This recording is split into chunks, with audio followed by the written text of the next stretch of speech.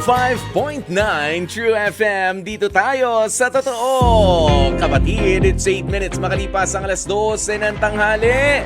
Welcome na nga po sa ating programa sa unang araw ng taon dito sa H2H Heart to Heart ng 105.9 True FM. Aba, true na true ba ang iyong nahawakan na kumpletong mga daliri, kapatid? Nako, sana naman po ay ligtas nga at totoong masaya ang pagse-celebrate ninyo ng pagsalubong sa bagong taon. Kumusta ba? O yung iba dyan ay alam ko namamaos. O dahil kasi sigaw ng Happy New Year! Happy New Year! Dahil ako medyo napaos ako, naubusan ako ng naubusan ako ng torotot kasi yung father-in-law ko tsaka yung mga anak ko, lalo na si Bunso, si Axel, ayan, yun ang mga pinagtitripan nila, papalit-palit sila. O sige, sa inyo na yung mga torotot na yan. Diba? Pabati-bati na lang ako ng Happy New Year. Ayan, at syempre, nako grabe nakakatuwa naman talaga ang mga Pinoy, Pero talaga meron pala tayo mga practices na napakadelikado kapag sumasalubong ng bagong taon. Lalo na kagabi, nasa kalsada ako dahil galing ako sa Dr. Love. Ilan sa mga kalsada na nadaanan ko, 'di ba? Syempre naglalatag ng mga naglalatag ng mga paputok. Yung iba, responsibly sumisenyas, ganyan. Pero talaga palang minsan, magugulat ka na lang dahil pagka usok-usok. Talagang kinailangan ko kagabi na sabi ko, ano ba to? Dahil ba nakalimutan ko yung salamin ko kagabi o hindi? Mausok lang talaga. Syempre, kailangan mo lang tumabi muna. Ayan, at hintayin na mag-clear, okay, yung usok. Dahil mahirap na. Sabi ko nga, baka may bata doon, baka may nagsisindi pa ng paputok na hindi ko nakikita. 'Di ba? Ganyan. Sana nga po ay ligtas. At syempre, sana hindi naman pagkahawak ng paputok sa mga hindi mapigilan na magpaputok ay kumain. Tapos ngayon, sumasama na ang sikmura. Dahil baka masama humaingest ang pulbura, ha? Masama po yan. Nakalalason yan, mga kapatid. Ngayon, at syempre, sa lahat po ng mga bangenge rin ngayon, syempre, kasama yung mga tropa. Pare, shot muna. Shot muna. Pinashot-shot nyo pa Halos isang long neck na yung iniinom. Nag-shot glass pa, sana inano mo na yan. Sana sinarili mo na yan, pre. At syempre, sa lahat ng mga nag-enjoy at mga nahihilo rin ngayon. Hindi naman uminom, pero nasa harap ng inuman. Dahil nasobrahan sa pulutan. Sa mga nasobrahan, naku po. Mag-ingat po kayo, ang mga maintenance natin dyan, mga kapatid. Pero nako, sana nga po ay masaya ang inyong pamilya, nabati ang mga dapat batiin at totoong naging maligaya ang pagsalubong sa panibagong taon na ito. At syempre tayo po ay shoutout naman din sa lahat ng mga nagbabalik trabaho na. 'Di ba? Ngayong unang araw ng taong 2025. Okay? Ayan, isang mabilisang pagbate sa marami nating mga nakatutok pa rin ngayon, sa lahat ng mga nasa Channel 17 sa Signal TV. Hello po sa inyo. Happy New Year, mga kapatid. Huwag niyo nang pansinin yung kulay ng damit ko na medyo nakikiuso rin na na Mocha Mouse. Mocha Moose. Mocha Moose daw yung swerte, nakulay na yung Mocha Mouse. Ayan, Mocha Moose. Uy, mga kapatid, mamimigay po kami ngayon ng 250 pesos cash. Yan naman ang pauna ng ating heart to heart, diba? 250 para po sa inyo. Mabawi-bawi ang mga gastos sa pagsalubong natin sa bagong taon. At syempre, iwan ko na rin po muna sa inyo ang ating love question of the day. Ano nga ba ang dapat na gawin para mas lalong tumagal ang relasyon with your jowa or your asawa? Yan. Ano ang dapat gawin para mas lalong tumagal ang relasyon with your jowa, boyfriend or girlfriend, or asawa? Sige nga, i-share mo nga yung secret na yan. Di ba kayo nagpapansinan kaya hindi nag-aaway? Hindi nag-uusap kaya walang tampuhan? Sige, share mo. Baka maging effective para sa iba. Iyon lang. Nagjowa ka pa, nag-asawa ka pa. Wala namang palang pansinan, Ngayon, pero, ngayon nga po, ay meron tayong Astig Confessions. Kaya hintayin po namin ang inyong mga Astig advice, ang inyong mga Astig comments, at syempre bukas na bukas din po ang ating mga linya para sa inyong mga tawag bukod sa inyong mga komento online. Ito po ang ating mga numero 8689-3289 at ang 8689-3290. At syempre dapat nyo rin pong pakaabangan ang ating Dear Kuya Poy later. At dahil nga po mag-uumpisa ang bagong taon mamaya ha, mamaya, meron kaming guest kung saan ay pwede tayong makakuha ng mga tips kung papaano ngang maganda na salubungin ang 2025. Kung meron mga dapat iwasan, meron ba mga, yung alam nyo na, di ba, ganyan naman tayo bago mag-umpisa ng isang project. Syempre, meron tayong kinukonsulta. Meron tayong mga master, yan, na makakausap. Okay? Kaya naman, dyan lamang po kayo, wag nang bibitiw. Kasama nyo nga po ang inyong Kuya Poy at umpisa na natin ang ating aminan ngayong pananghalian. H2H Astig Confessions. Bagong taon, anak na raw agad ang request. Ang gusto, yan ang kahilingan ng jowa ng ating kapatid na si Ryan. Mula sa kanyang jowa nga na si Sugar naman. Okay? Ang totoo kasi niyan ay 2 taon na raw silang mag-on at gusto na raw talagang lumagay sa tahimik itong si Sugar sa piling ni Ryan. Ang problema nga lang, si Ryan ay hindi raw po maamin-amin sa kanyang jowa na siya ay merong isang medical condition na mahirap tanggapin para sa mga kalalakihan. Dahil siya raw po ay baog. Kaya naman sa pagkakataong ito ay kausapin natin mula pa sa Laguna, 31 years old. Ryan, magandang tanghali sa'yo. Hello. Yeah. Po, Happy New Year po. Happy New Year, Ryan. Naku, kumusta ba ang pagsalubong mo sa bagong taon? Okay naman. Okay naman po. Masaya naman yung salubong. Tahimik. Umulan kagabi. Oo. Ayan, umulan. Kaya, umulan ba agad dyan sa inyo sa Laguna? Dami na kain. Oo. Po? Umulan ba agad pagkatapos ng Pagkatapos ng putukan? Actually, bago pa magputukan, umuulan na, Kuya Poy. Ayun lang. Na sa isang parte, napaganda rin. Kaso, sa isang parte, medyo delikado rin dahil yung ibang mga nabasa, baka ngayon, baka mapulot-pulot, baka pumutok pa, di ba, habang naglalakad tayo. Kaya iligpit na rin, ha? Iligpit na rin. Well, sige, puntahan na nga natin itong problema mo agad-agad, Ryan. Yan ba ang sinasabi mong medical condition mo na yung infertility? Ha? Ay confirmed na ba yan? Nagpa-check up ka na ba sa doktor? Oo, Kuya Poy, nagra-run kami ng test.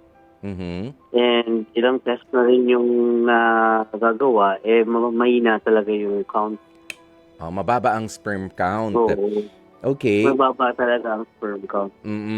Bakit ka nagpa-check ng ganyan? Meron ka bang dati na ba kayong sumusubok nitong si Sugar? Oo, matagal na. Kuya Poy, mga 3 taon na kaming sumusubok. Ako, ang may kulang. Ano bang trabaho mo? Siyempre, tinanong ka ng doktor. Ano bang pinagkakaabalahan mo? Baka medyo prone na laging naiinitan yung bahagi ng ating katawan na may kinalaman sa ating reproductive system. Actually, IT po ako Kuya Poy So sa office lang ako, hindi naman ako sobrang active sa labas. Madalas nga lang ako nakaupo, Kuya Poy. Walang bisyo? Walang bisyo, alak lang. Hindi nag-yosi. Hindi nag-yosi, yung alak ba ito yung alak na kontrolado o yung Control yung alak. Bangingi pagkatapos. Hindi naman ganun, ha? Ano lang, occasional lang. Occasional and moderate lang. Ganoon. Yes, moderate. Sige. Yes. Sabi mo nga, 3 taon na rin kayong sumusubok with Sugar. Si Sugar na yung kasama mo, no? Yes. Oo. Ang pinagtataka ko lang, bakit ka nagpa-check up? Dahil ba sa sarili? Ikaw na lang ba yan o siya rin? Kasi sabi mo dito ay hindi mo raw maamin na ikaw ay merong low sperm count. Oo, ako lang. Ako lang po. Mm. Kasi ako lang yung ever since na merong low sperm count kaya Mm. nagtatry lang ulit ngayon pa-check up para just in case baka nadagdagan or umayos. Oo. Ayun, hindi pa rin pala. Meron ba Kaya mga nakakatakot, hindi ko masabi sa kanila. meron ba mga medications, merong mga therapy na pwede kang gawin para tumaas ang ano no, ang kalidad ng iyong semilya? Anong sabi ng doktor? Total nagpapa-check up ka naman na pala. Yes, exercise. Mm. Tapos umiwas. Maraming bawal eh. Mm. Tapos yan, pati yung mga pag-inom ng alak, kailangan moderate lang. Mm. Tapos mostly mga iniinom talaga kasi ayun nga, since kailangan mo magdagdag ng sperm sa katawan mo, Oo. kailangan yung mga iniinom mo, mga healthy lang lahat din halos. Oh, in short, kailangan mo talaga. Hydrated ka lagi. Oh, in short, kailangan mo talagang i-adjust mag-adjust sa healthy lifestyle kung gusto mo, 'di ba? Na maging maayos at makabuo na kayo nitong si Sugar. At syempre, sabi mo nga itong si Sugar nagre-request na na kayo ay mag-baby na. Pero bago doon sa pagkakaroon ng baby, hindi pa ba kayo nag-uusap na gawin munang opisyal ang inyong relationship? Hindi kasi parang ngayon hindi na uso yung sa kasal po muna. Hindi namin napag-uusapan yun. Parang ang importante muna ngayon yung magkaanak. Ganyan. Hindi muna yung kasal. Ganun. So, sige, hindi ko na kukontrain kung yan ang parehas ninyong opinion, ano? Ayan, pero kung uso at sa uso, hindi naman yata uso yung ganun. Okay, pero kung ano man ang dahilan ninyo at gusto nyo nang makabuo, alam mo, sa ginagawa mo ngayon, na nagpapa-check up ka naman na pala, I think itong si Sugar ay mas mauunawaan ka na. Oh, because you're halfway there. 'Di ba yung explanation na alam mo may ganito ako eh. Meron ka ba mga papeles na naitatago na pwedeng ipakita kay Sugar na sumusubok ka at gusto mong makabuo na rin, ginagamot mo yung sarili mo, tinutulungan mo yung sarili mo. I think ma-appreciate niya 'yan. Yes, meron naman mga supporting ng medical abstract yung pag-check up natin. So baka ma-explain naman natin ng maayos sa kanya. Maunawaan din niya. Yun nga. Ano ba yung kinakatakot mo na maging nitong si Sugar? Maging reaksyon niya kung aminin mo sa kanya? Baka maghanap ng iba si Sugar. Natuyo ko naman siyang mawala sa akin. Siyempre, alam ko importante yung anak sa mga babae. Gagawin ko naman yung lahat para mabigyan siya ng anak. Kaya nga, nagpapacheck tayo, titingnan natin kung ano mga kailangan gawin, kailangan kainin para pumayos at mabigyan siya mabigay din yung gusto niya. Pero itong si Sugar, sabi mo kanina, baka maghanap na siya ng iba. Bakit? Kaasa-asawa na ba talaga? Kaanak-anak na ba talaga? Parang hindi naman, I mean, sa quality ng relationship ninyo, tingin mo ba ay ganun niyang tatanggapin o may posibilidad na ganun niya tanggapin yung medical condition mo? Hindi naman, pero kasi parang ever since, lagi niya nang sinasabi sa akin na gusto niya na magkaanak, ang cute-cute naman ng mga bata, yung mga ganun.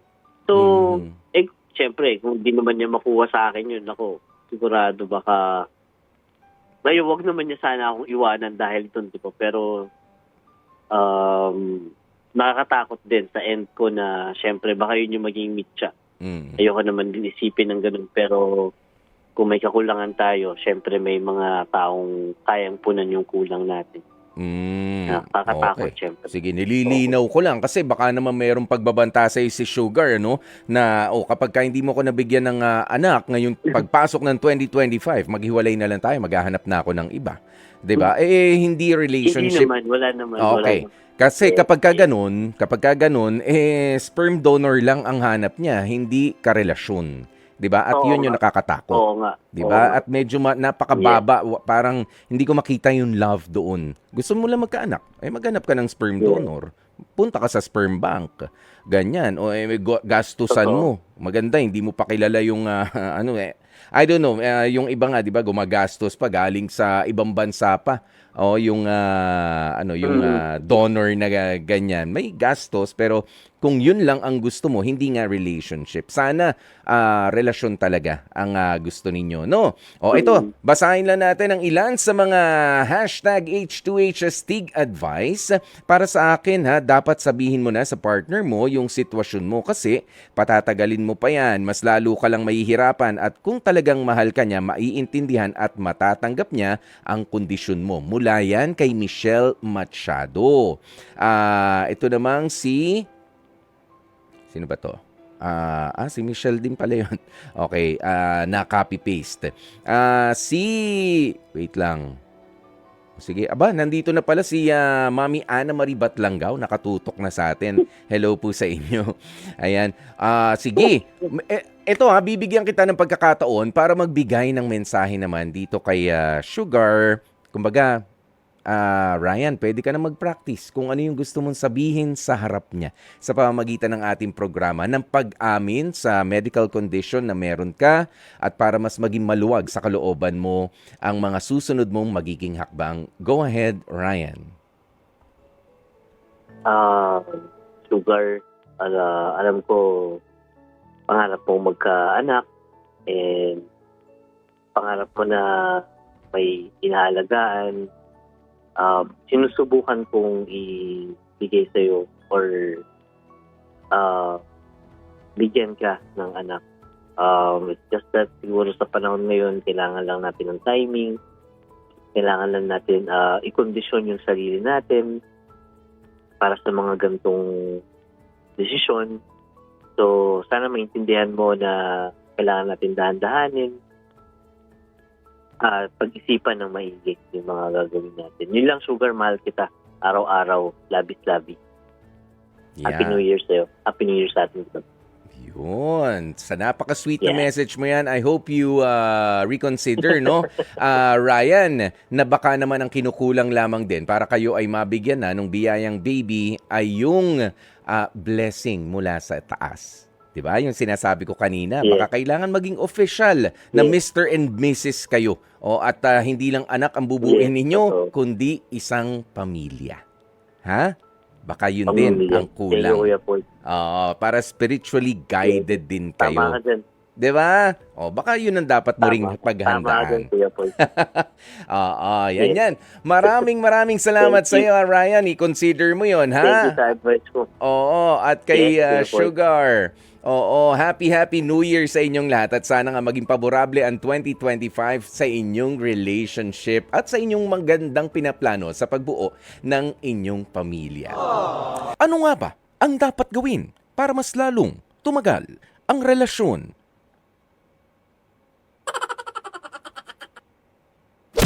Manahimik, di ba? Di ba para tumagal? Manahimik!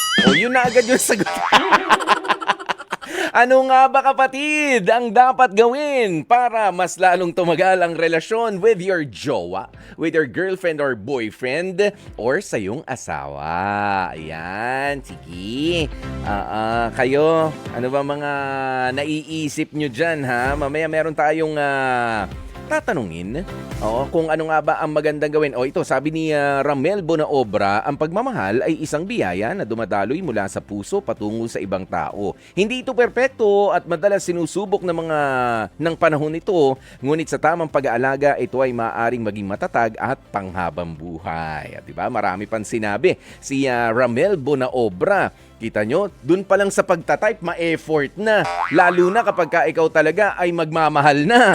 Diba? Ma-effort. Ito si Cherry May Chavez, ang pagmamahal at pagtutulungan ay susi sa matibay na relasyon. Para mas lalong tumagal yan, dapat magkaroon ng bukas at tapat na komunikasyon, magbigay ng oras at pansin sa isa't isa, magtulungan sa anumang hamon at pagsubok at magkaroon ng paggalang at pag-unawa. Dahil ang pagmamahal ay hindi lang nararamdaman kundi ginagawa rin. And I agree.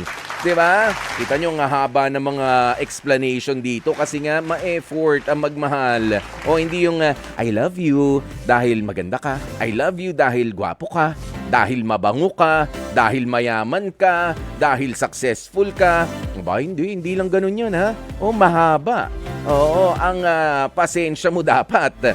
Oo, at ito si Scarlett K. Lumanog, intindihin ang isa't isa dahil mahal nyo naman talaga ang isa't isa. Yan ang magpapatibay sa inyong relationship. Si Mary Grace, sabi niya, respeto at tiwala para tumagal ang pagsasama ng inyong jowa o kayong magpartner.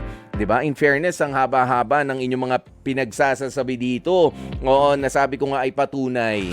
O na hindi lamang magkakasya sa isang salita o kahit sa dalawa, sa tatlong statements lang kung papaano nga ba o mapapatagal ang isang relationship with your jowa at ang inyong partner.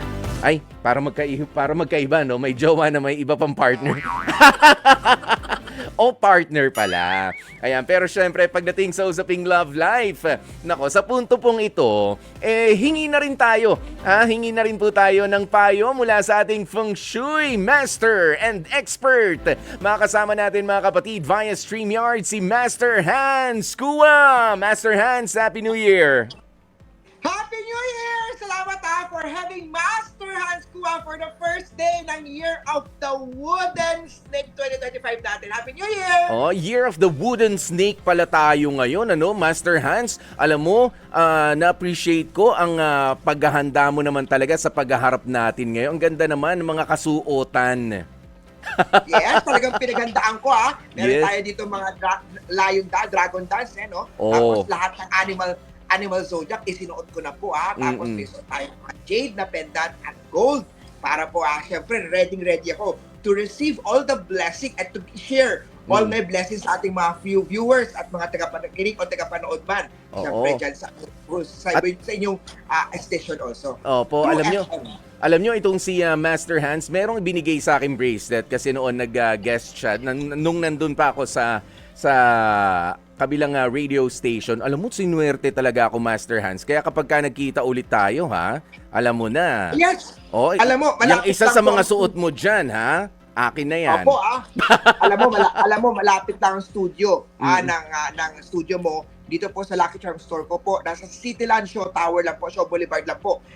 Text mo lang po ako at pagka available tayo, magkita tayo sa store ko. Dito po nasa store po ngayon para ako mismo ang magbigay, mag-bless at para mas lalo ka pang suwertehin, mas marami pang blessing na pumasok at dumating sa iyong buhay. Yes, para mas maluwag ang pagpasok ng mga swerte nga at lalo na nga ito, Master Hans, narinig mo ba yung tanong natin sa love question? Ano nga ba ang dapat gawin ng mga gusto na talagang ingatan ang kanilang relationship ngayong pagpasok ng 2025? Pag-usapan naman natin ang Year of the Wooden Snake dahil snake nga ay ahasan. Naku! Last year maraming mga screenshot year ang last year natin.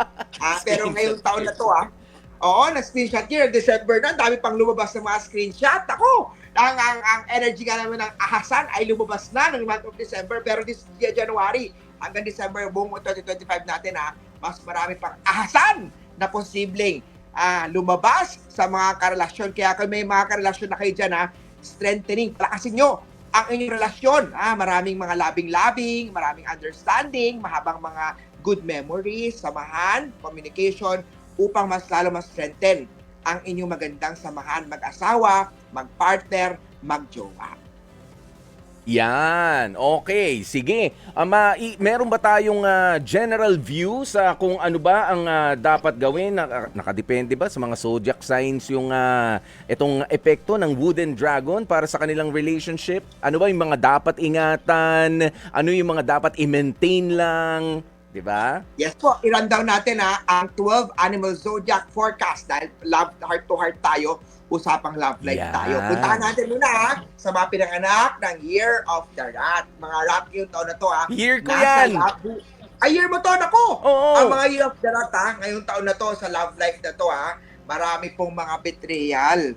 cheating or scam. Posibleng maloko Nako. na ang mga rat ng iyong partner. Partner mo po, lolokohin ka ng partner mo. Kaya if you're year of the rat, bantayan ang iyong puso. Magsuot, bibigyan kita ng Lucky Charm. Dahil kailangan mo talagang dumaan dito sa Lucky Charm store ni Master Hans para mabigyan kita Yes. ng cure. Ano ba mga cure sa rat niyo dahil sa betrayal sa kanilang pagpuso, no? Makakatulong pagsuot ng Evil Eye, Black Onyx, Black Obsidian, makakatulong ang Tiger's Eye, makakatulong also yung Rhino Elephant o ng Food Dogs para sa mga pinanganak ng Year of the Rat. Protection yan sa mga betrayal pagdating sa pag-ibig. Punta naman tayo kay Year of the Ox. Alam mo, ang pag-ibig ng Year of the Ox, dahil heart-to-heart ang show natin, this year magandang taon to sa mag-partner kung magkakababy kayo na pinanganak ng snake. Kung nalalamig na ang relasyon nyo. Master, paano naman single ako? Paano magkakababy ko? Ako lang mag-isa. Paano may pwede ba yun, no? So, pwede po mag-display ng snake na Lucky Charm. Ilagay yan sa southeast direction ng living room sa sala. Para ma-enhance ang mga single na Year of the Ox. Punta naman tayo kay Year of the Tiger. Sa usapang love life pa rin tayo. Alam mo ba, ang Tiger ngayong taon na to, pagdating sa love life, yung partnership nyo magjowa o yung mag-asawa ay lagi na pupunta into trouble. Yung maayos na usapan, nagiging trouble. Yung plano nyo nagiging trouble. Alam nyo, ang cure dyan, habaan ng pasensya, pagplanuhan maigi, understanding ang susi sa tagumpay ng mga Year of the Tiger. Year of the Tiger at Year of the Ox, kailangan sa relationship magkaroon kayo ng 5-element pagoda cure na mabibili sa Lucky Charm store ni Master Hans. O, punta naman tayo kay Year of the Rabbit. Ang mga rabbit ngayon taon na to, parehas sila ng rat kasi this year. Ang mga Year of the Rabbit, usapang love life, meron silang tinatawag naman nating fertility star. Para makaiwas sa mga kung ano-ano anik-anik sa relasyon, mga negative. I-activate ang fertility star, magkaka-baby rin ang mga Year of the Rabbit para magkaroon po ng masaya at maayos na pag-aasawa, pagjojowa o relationship sa mga pinanganak ng Year of the Rabbit. Baby star activated sa love, heart-to-heart ng Year of the Rabbit. Punta naman tayo kay Year of the Dragon. Alam mo, Dragon Year last year. Dragon Year ang mga pinanganak ng Year of the Dragon. Marami silang mga delays last year. Pero dahil this year maraming trouble na last year, this year mariresolve na ang mga problem ng mga Year of the Dragon. Year of the Dragon yan sa relasyon, maganda at may victories at victorious ang kanilang relationship. Punta naman tayo kay Snake. Ka-Snake, pag Snake year yun, conflict year yun. Mabilis kang magkaroon ng mga issues, mga problem. So, mga Year of the Snake, kailangan po rin na lang Tai Sui. Tai Sui is the year god. 4 na sign ang kailangan ng Tai Sui, si Pig, si Snake, Tiger, at saka si Monkey. And 4 sign na yan, kailangan po ng Tai Sui cure sa usapang love life para makaiwas sa love relationship. Year of the Snake, Year of the Dragon, Ox, Tiger, and Rat, kailangan nyo po magpa-love tarot card reading with Master Hans Kua. Year of the Snake ngayon, may victory at success star sa kanilang relasyon. After po ni Year of the Snake na may relasyon successful, may baby din, may fertility din ang mga pinanganak ng Year of the Snake ngayong taon na to. Kaya naman masayang love life, may baby pa, kailangan mo lang ng cure with a Tai Sui sa Year of the Snake. Punta naman tayo kay Year of the Horsey. Ang mga kabayo ngayong taon na, may mga blessing sa usapang love life. Kung single ka pa, magsuot ka ng kulay pink na underwear, pink na panty kung babae, pink naman na brief pag lalaki, para ma-attract mo ang love at romance na matagal mo nang inaantay. Kung ikaw naman ay may relasyon na, at itong relasyon mo, it's complicated, ilang taon na, hanggang ngayon, complicated pa din. Makakatulong sa babae ang pagsusot ng kulay red naman na panty, red naman na brief, sa mga lalaki naman, if you're Year of the Horse, meron kayong tinatawag na blessing from the heaven this year sa usapang heart-to-heart or love. Punta naman tayo sa usapa sa Year of the Goat or Ram or Sheep. Kung Goat, Ram or Sheep naman this year, activated naman sa love relationship nyo. Ang magandang samahan because mas strengthen ang financial issues ng dalawa. Mag-teamwork, mag-cooperate sa isa't isa dahil may magandang blessing sa usapang pera sa relasyon. Kung single ka pa, mag-focus sa career at month of May, June, and May, June, and October ay may love star sa mga single na Year of the Goat. Punta naman tayo kay Year of the Monkey. Ang monkey at ang snake ay mag-best friend. Sila po ang pinaka-compatible sa isa't isa. If your year of the monkey at year of the snake po ang taon na to, magandang taon to, makahanap na ng love and romance mo. Magandang taon to na mag-baby also. Dahil secret friend, compatible po ang monkey, ang ox, ang rooster sa year of the snake. Magandang taon to na mag-baby. Punta naman tayo sa love life naman ng mga pinanganak ng year of the rooster. Activated sa inyo ang love star. Love star talaga ang chart ng rooster ngayong taon na to. So if your year of the rooster, ikaw yung number 1 pagdating sa usapang pag-ibig. Gamitin po ang energy, ang swerte ng pag-ibig para ma-attract mo ang love and romance sa hinahanap mo. Dahil nasa pagiging hands-on mo sa love life mo nakasalalay ang iyong tagumpay. Punta naman tayo kay year of the doggy. Last year, dog kalaban po ng year of the dragon. This year po, si dog is the recovery. Hardworking, face kung saan po mas magsisipag, mag-e-effort ang dog sa love life po niya. May fertility star din po. At meron po maraming pera ang year of the doggy ngayong taon na to. Kaya naman, let's claim it. At ang last sign natin is the year of the pig. Ang year of the pig is directly kalaban ng year of the snake. Kung ikaw po ay nasa isang relasyon na, this year, iwas mo na magka-baby dahil kalaban ng pig, ang snake. If your year of the pig, single ka pa, ang pagiging masungit mo ay magdadala sa iyo sa trouble sa relasyon. Kung ikaw may partner naman, at laging understanding this year, ang issue, ang away na to ay posibleng magkaroon po ng mas maraming problema o issues. Kaya naman, if your year of the pig, this year clash po, kalaban po ng pig, ang snake, ang tiger at ang monkey, kailangan po ng Tai Sui cure. Tai Sui is the year God cure para maging maganda ang taon natin, maging hands-on.